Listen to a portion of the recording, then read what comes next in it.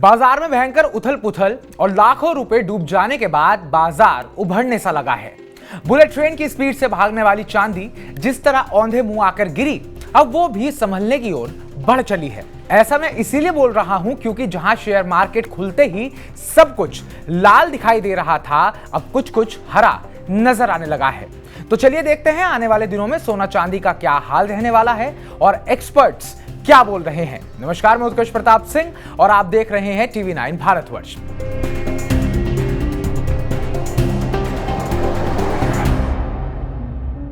अगर आप भी सोने चांदी के बाजार को फॉलो करते हैं तो पिछले कुछ दिनों की रोलर कोस्टर राइड ने आपको भी हैरान कर दिया होगा।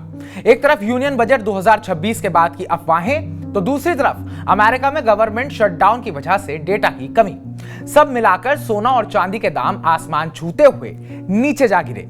लेकिन क्या यह सिर्फ एक झटका था या कुछ बड़ा होने वाला है? पिछले हफ्ते सोना और चांदी ने 1980 के बाद का सबसे बड़ा सिंगल डे फॉल देखा। भारत में MCX पर सोना 1.80 लाख रुपए प्रति 10 ग्राम से गिरकर 1.49 लाख रुपए तक आ गया, जबकि चांदी 4,20,000 रुपए प्रति किलो से लुढ़ककर 2.91 लाख तक पहुंच गई। आखिर इतने दाम क्यों गिरे?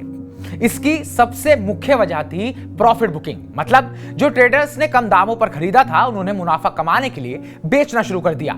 इसके अलावा अमेरिकी प्रेसिडेंट डोनाल्ड ट्रंप की फेडरल रिजर्व चीफ की नॉमिनेशन ने डॉलर को मजबूत किया, जो सोने चांदी के लिए नेगेटिव साबित हुआ।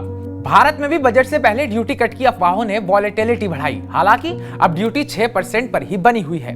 मंगलवार को MCX पर सोना और चांदी ने जोरदार कमबैक किया। अप्रैल फ्यूचर्स में सोना 2.78% ऊपर खुला और 1,48,000 रुपए प्रति 10 ग्राम पर पहुंचा, जबकि इंट्राडे में 3.8% चढ़कर 1,49,485 तक गया।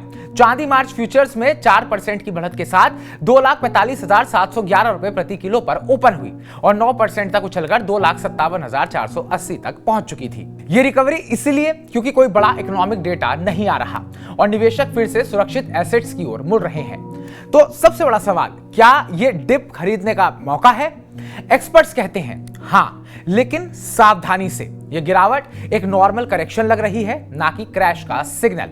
लंबे समय के निवेशकों के लिए डिप में थोड़ा थोड़ा खरीदना स्मार्ट मूव हो सकता है, लेकिन शॉर्ट टर्म ट्रेडर्स सावधान रहें। वॉलेटिलिटी अभी बनी रहेगी। अमेरिका में शटडाउन खत्म होने पर डेटा आएगा जो दामों को हिला सकता है। प्लस डॉलर की मजबूती और जियोपॉलिटिकल टेंशन जैसे मिडिल ईस्ट या यूक्रेन सोने को बूस्ट दे सकते हैं। अगर आप सोना चांदी में निवेश करने की सोच रहे हैं तो याद रखें, यह सुरक्षित लेकिन वॉलेटाइल एसेट है। छोटे अमाउंट से शुरू करें, एक्सपर्ट्स की सलाह लें और मार्केट को ट्रैक करें। आने वाले दिन रोमांच भरे रहेंगे। क्या सोना और चांदी फिर रिकॉर्ड बनाएंगे या थमेंगे? आपको क्या लगता है?